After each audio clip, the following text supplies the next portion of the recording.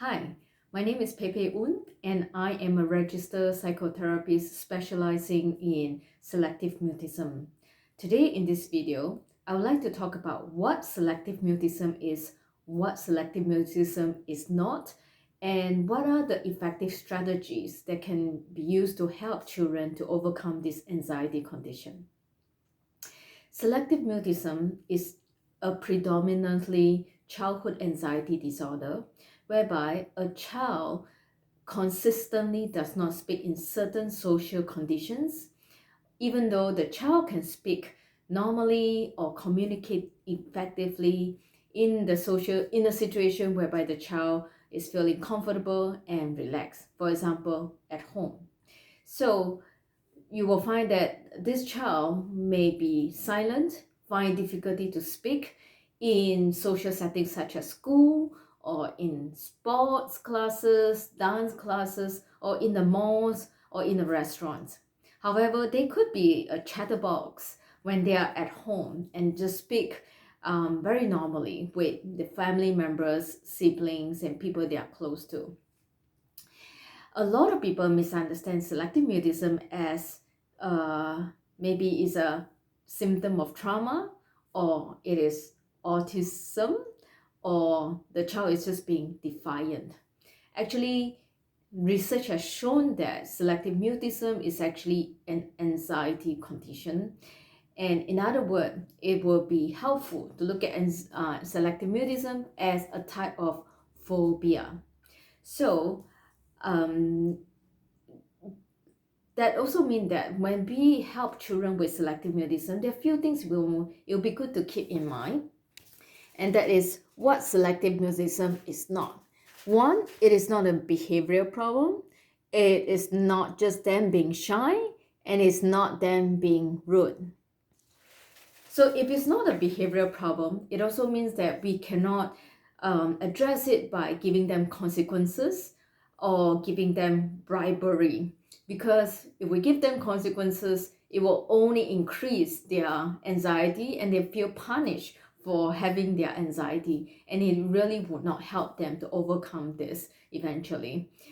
If you bribe them, maybe they might be excited by the reward you will give them, and yet the reward itself is not helpful, will not really help them to overcome the anxiety step by step.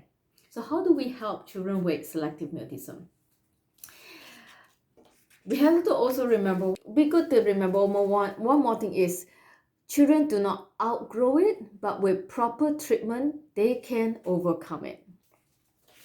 So if selective mutism is a type of phobia, like the fear of speaking to strangers or anyone outside of their family circle, it is the fear of having their voice heard and the fear that they can't really continue a conversation with these new people, the people that they normally don't speak to. Then how do we help them overcome this fear? Let's take a step back and think about, how do we help a child with a phobia? Let's say a child has a phobia of dogs. And the way we help this child is slowly expose them, probably with a very cute, adorable dogs, to slowly to a bigger dogs, and eventually to a big dogs, so that the kids will slowly learn that these dogs are actually not harmful in reality. We might even start with a picture of the dog, and then progress to a video of the dog, and then progress to a real presence of the dog, but in from a far distance. Now, how do we translate this method, this step-by-step method, to help select a selectively mute child? Well, the step-by-step approach, which I want to highlight here, the step-by-step approach that will help a child overcome a phobia is very helpful, because every time the child overcome the fear of that one step, they will gain the confidence, and because of the success, they will gain the confidence to move on to the next step and the next step. And in each step, the step is small enough that they won't feel too much of anxiety, but is somehow anxious enough that for them to practice being exposed to the fear item, and with the exposure, when they realize that nothing serious happened, nothing really harm they fear about will happen, then eventually they will move on to the next step. So how does that look like in helping a selectively mute child? That will look like this. Maybe the first step would be encouraging the child to give some form of vocalization. Then it will progress to a short answer like yes or no, and then to a false choice answer, is it blue or pink? And then to a short sentence, eventually to a long sentence, eventually to short conversation, and then a spontaneous conversation. This step-by-step approach in Selective Mutism method is actually called shaping. So for example, when I work with a 5-year-old child, I will first invite her to play some game with me. I will say, can you record your voice in the recorder? And after you record it, I will just make some movement according to your voice. And so the first what she recorded is, she just breathed out for me. I said, oh, that sounds like a wind. Okay, then I'll just do some movement like the wind. And she found it funny, and she will continue that game with me. And then later on, when I was playing hide and seek, I would say, can you say yes when you're ready for me to look for the toy?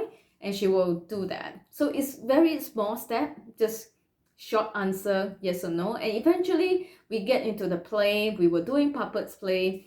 And during the puppets play, she was so engaged in it, and I will ask her, what are you making for the puppets? Like, what type of pizza it is? And she will just whisper, chocolate, you know. And so somehow the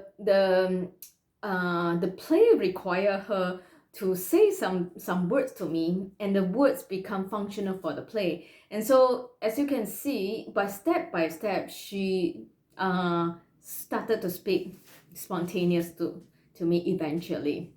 And that is what we call shaping. And another strategy that is also important is called sliding in.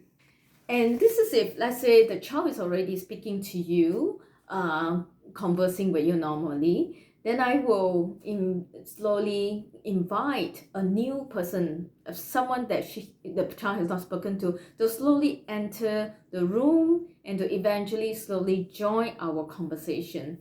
And this method will slowly then facilitate the child to speak to a new person, increase one more person that the child is speaking to.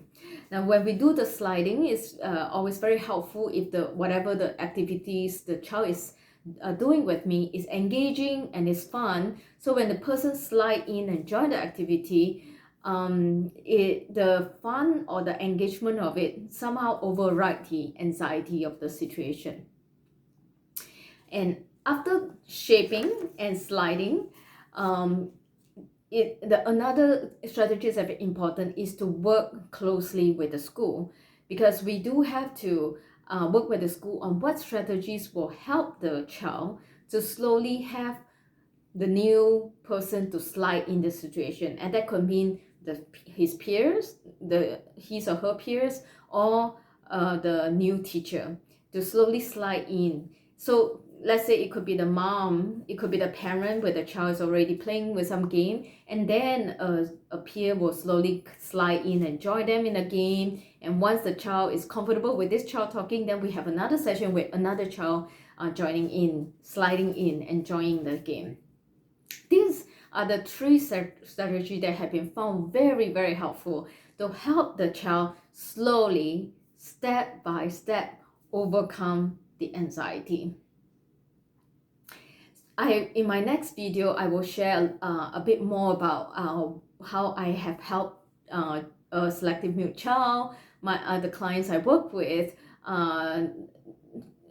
using shaping and using sliding in, and also how I work with the school to help the child eventually speak in school. Now, if you are a parent watching this video, I just want to let you know that this strategy are really effective in helping your child. May take some time, may take some patience, but they do help. So it would be good to look for some resources online, and also to maybe look for a therapist, professional who knows about shaping, who knows about sliding in, and who also will work closely with the school.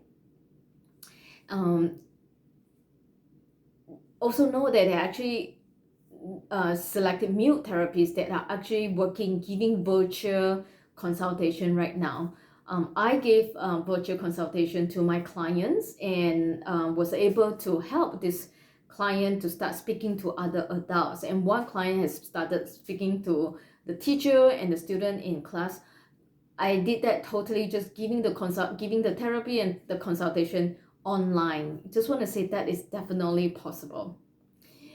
If you are a school teacher or principal who are looking for ideas and resources how to help a student with selectively mute condition, selective mutism, I would say that definitely there are a lot of resources out there for schools, and I'm actually, after this video, I'm just going to include some link and resources that are good for the school to know. And I also want to say that the key is to work with the parents to help the child to slowly include new people in his talking circle through sliding in. Thirdly, if you are a helping professional trying to find other ways the effective ways to work with the kid, I would say that build rapport with the kid, even in non-verbally. And when you build rapport, just tune into what the child is interested in doing, and go with the child's lead into the activities the child likes to engage in. And there was one selective mutism specialist, her name is Lucy Nathanson, and she actually used this approach. She will start with, oh, I wonder what color is your favorite color. I actually learned this technique from her. I find it helpful. Oh, I wonder what's the name of this doll. Just by saying I wonder, you don't give the child can choose to answer or not, and may eventually the child, when feel comfortable with you, may start to answer your question after you say I wonder, after you use the prompt I wonder. So I just want to leave these thoughts with you all. I'm gonna make more videos about my approach with the clients that I have worked with, and how I successfully helped them eventually speak in school. And I will also share my practical tips in using the shaping and also the sliding in strategies. I'm really glad to share this information with you. Just want to say that behind me are some of my toys and my therapy assistant that I use online to engage with my clients. So please check my other videos, which I will start posting in the next few days in conjunction with this October, which is the Selective Mutism Awareness Month. Thank you for watching, and I'll see you in my next video. Thank you.